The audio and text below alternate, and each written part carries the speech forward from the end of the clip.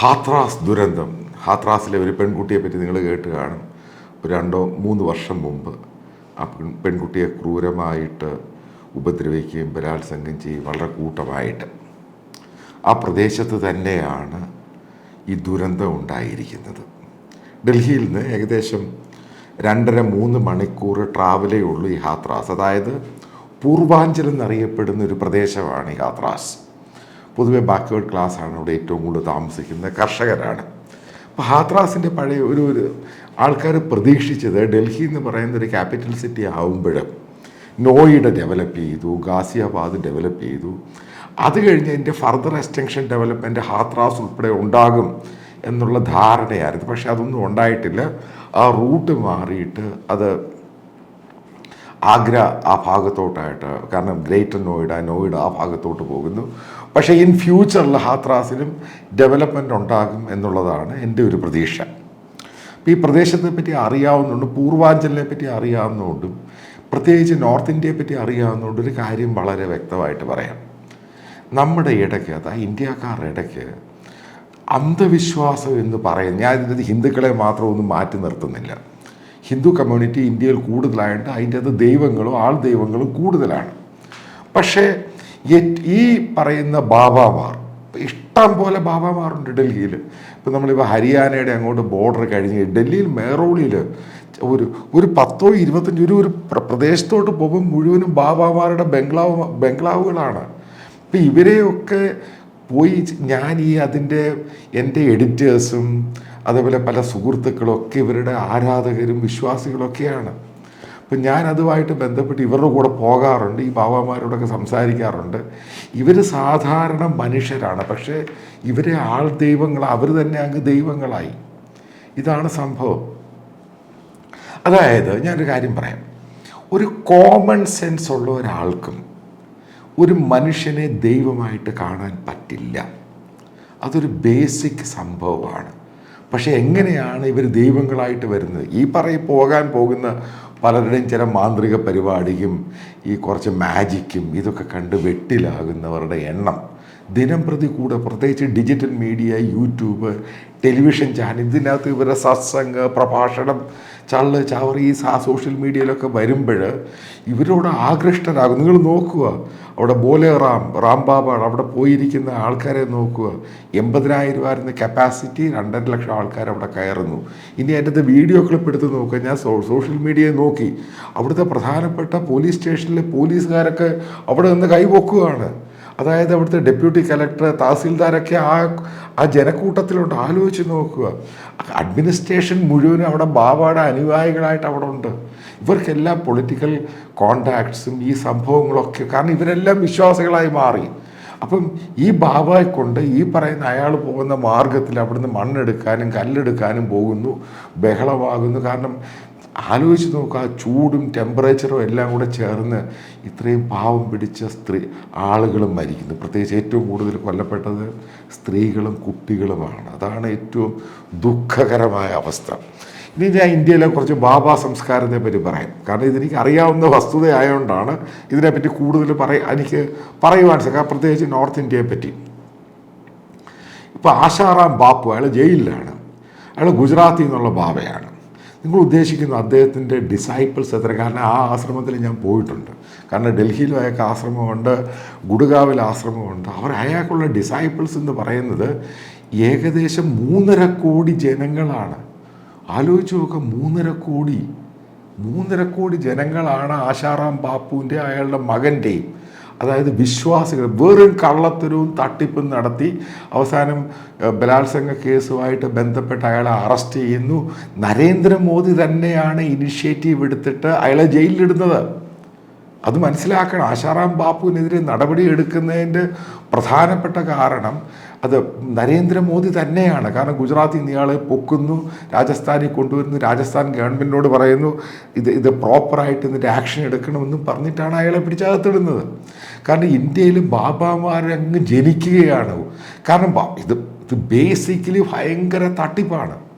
ഈ തട്ടിപ്പിൽ ഈ പാവം പിടിച്ചവരും ഈ പണക്കാരും വലിയ ഡിസിഷൻ മേക്കേഴ്സും ബ്യൂറോക്രാറ്റ്സും ഒക്കെ വീണു പോവുകയാണ്. അതാണ് ഏറ്റവും വലിയ സംഭവം എന്ന് പറയുന്നത്.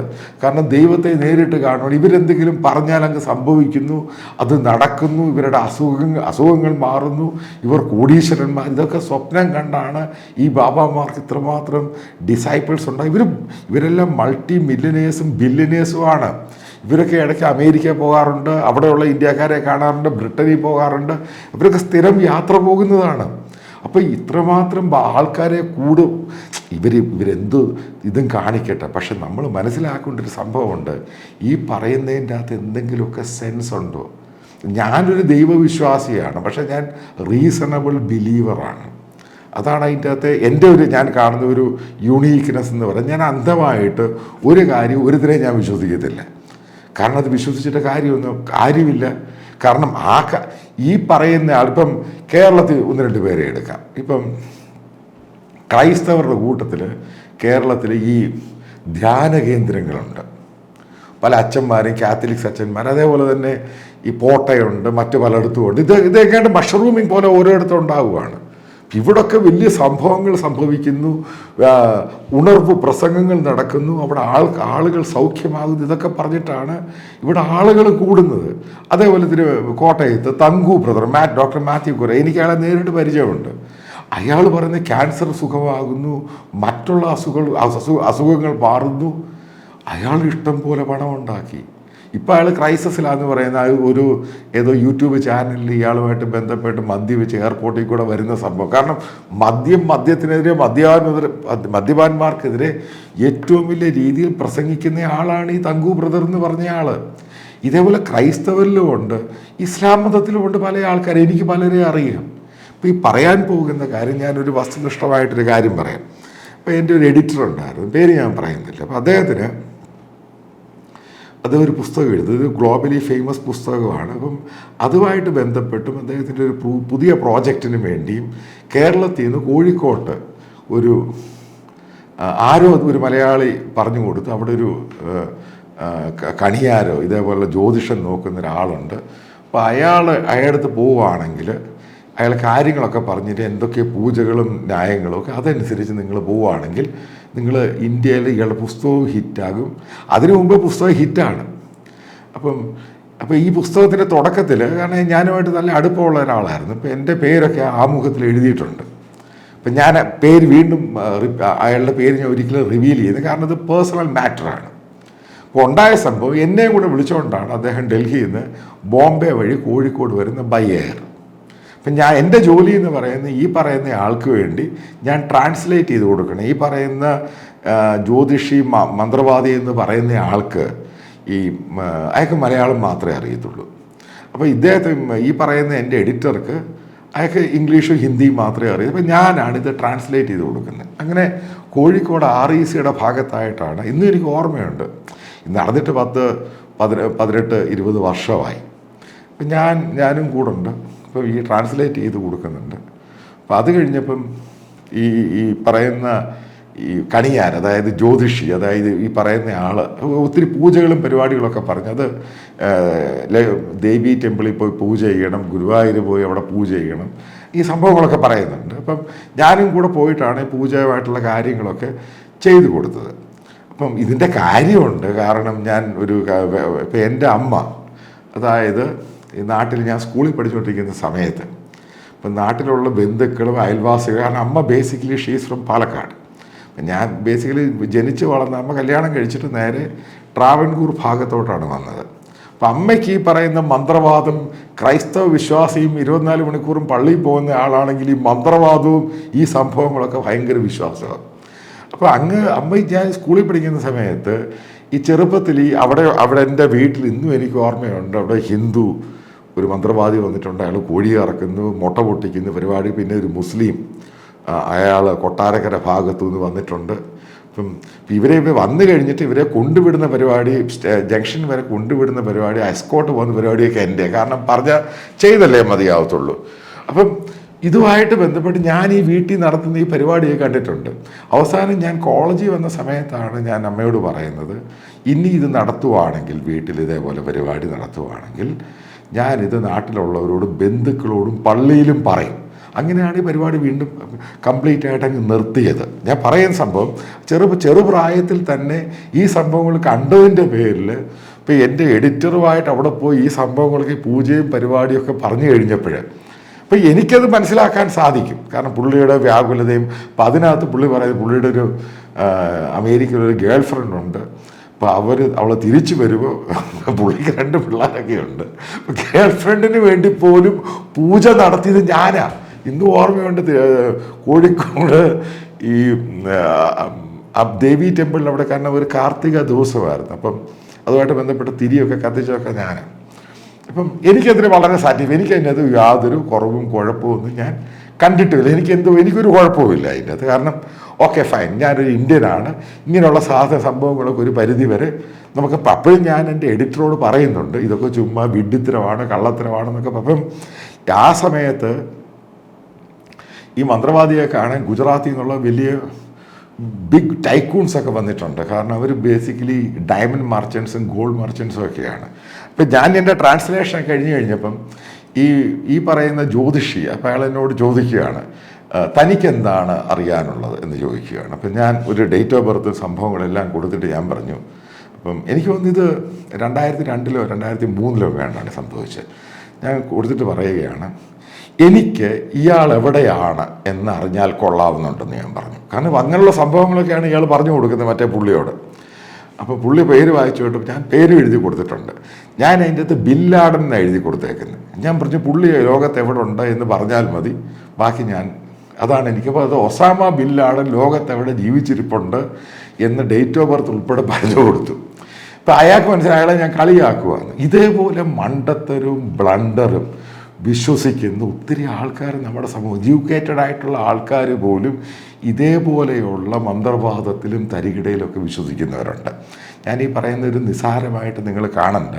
കാരണം അതിൻ്റെ പേരിലാണ് ഇതേപോലെയുള്ള ആൾ ദൈവങ്ങൾ. ഇപ്പം ഞാൻ അടുത്തൊരു കാര്യം പറയും. കേരളത്തിലെ മാതാ അമൃതാനന്ദമയി ഒരു സമയത്ത് ഭയങ്കര സംഭവമായിരുന്നു. TV പരിപാടി, ആ പരിപാടി, ഈ പരിപാടി. അത് കഴിഞ്ഞ് എനിക്കറിയാവുന്ന ഡൽഹിയിലുള്ള പല സീനിയറായിട്ടുള്ള doctors, all India institute of medical സയൻസിലൊക്കെ senior doctors, including Sreedharan, metro man, പുള്ളിയുടെ തൊട്ട് അസോസിയേറ്റ് ആയിരുന്നൊരു ഉണ്ണി എന്ന് പറഞ്ഞ ഒരാളുണ്ട്. ഇവരൊക്കെ മാതാ അമൃതാനന്ദമയിയുടെ വിശ്വാസികളായിരുന്നു. പിന്നീട് ഇവരൊക്കെ മാറി. അതിനകത്ത് ഡോക്ടർ പുനീത് എന്നും പറഞ്ഞ് ഒരു one of the best oncologist, അപ്പം എനിക്ക് നേരിട്ടറിയാവുന്ന ആളാണ്. അപ്പം അയാൾ ഇവിടെ വന്ന് ഈ ആശുപത്രിയിലെ സേവനങ്ങളും പരിപാടികളൊക്കെ ആയിട്ട് പോയിട്ട് ഇതിനകത്ത് ഒത്തിരി പേര് തിരിച്ചുപോയി. കാരണം പല ആളുകൾക്കും മനസ്സിലായി തട്ടിപ്പും വെട്ടിപ്പുമാണ്, ഇതിനകത്തൊന്നും നടക്കാനില്ല. അതേപോലെ ഞാൻ ഈ പറയുന്നതിൻ്റെ കൺക്ലൂഡിങ് പാർട്ട് എന്ന് പറയുന്നത്, മനുഷ്യനൊരിക്കലും ദൈവമാകാൻ സാധിക്കത്തില്ല. അത് റൈറ്റാണ്. നിങ്ങൾ ഈ പറയുന്ന ഈ തരികട ഈ കാണിക്കുന്ന ഹീലിംഗ് ആകുന്നു, അതേപോലെ തന്നെ അതുണ്ടാകുന്നു, അതിൻ്റെ അകത്തുനിന്ന് പണമുണ്ടാകുന്നു, മന്ത്രവാദം നടത്തുന്നു. കെ സുധാകരൻ്റെ ഒരു അയാളുടെ വീട്ടിൽ നിന്ന് മന്ത്രവാദ സംഭവങ്ങൾ എടുത്തു. ആലോചിച്ച് നോക്കുക. പുള്ളി അങ്ങ് ഞെട്ടിയിരിക്കുകയാണ്. പുള്ളി ഇപ്പോൾ തീർന്നു പോകണ്ട, പുള്ളിയുടെ ഓഫീസിൽ മന്ത്രവാദം ചെയ്യുന്നു. അപ്പോൾ അത് കഴിഞ്ഞിട്ട് രാജ്മോഹൻ ഉണ്ണിത്താനോട് പറഞ്ഞത് പത്തനംതിട്ടയിലുള്ള ഒരു മന്ത്രവാദിയാണ് ഇത് പറഞ്ഞ വീട് ഇന്ന ഭാഗത്ത് കുടിച്ചിട്ടിട്ടുണ്ട്, ഇന്ന ചിലപ്പോൾ ഈ മന്ത്രവാദി തന്നെ ആയിരിക്കും അവിടെ പോയി കുടിച്ചിട്ടേക്കുന്നത്. അപ്പം ഇതെല്ലാം വിശ്വസിക്കുന്ന വലിയൊരു സമൂഹം നമ്മുടെ കൂടെയുണ്ട്. അതുകൊണ്ടാണ് നമ്മൾ ഇതേപോലെയുള്ള അന്ധവിശ്വാസവും ആൾ ദൈവത്തെയും കാണുന്നത്. ഇതിനെയൊക്കെയാണ് ഗവൺമെൻറ്, അതായത് ഇതേപോലെയുള്ള സംഭവങ്ങൾക്കെതിരെ ഗവൺമെൻറ്റും, അതായത് കേന്ദ്ര ഗവൺമെൻറ്റും വലിയ രീതിയിൽ ആക്ഷൻ എടുക്കും. കാരണം ഇവരുടെ പല പ്രഭാഷണങ്ങളും ഈ നടത്തുന്നതിനെ ബ്ലോക്ക് ചെയ്യണം. കാരണം മാജിക് റെമഡി ആക്ട് ഉണ്ട്, വളരെ കൃത്യമായ ആക്ട് ഉണ്ട് ഇന്ത്യയിൽ. ഇത് പ്രായോഗിക തലത്തിൽ കൊണ്ടുവരുവാണെങ്കിൽ ഇതിനൊരു മാറ്റമുണ്ടാക്കാൻ നമ്മളെ കൊണ്ട് സാധിക്കും.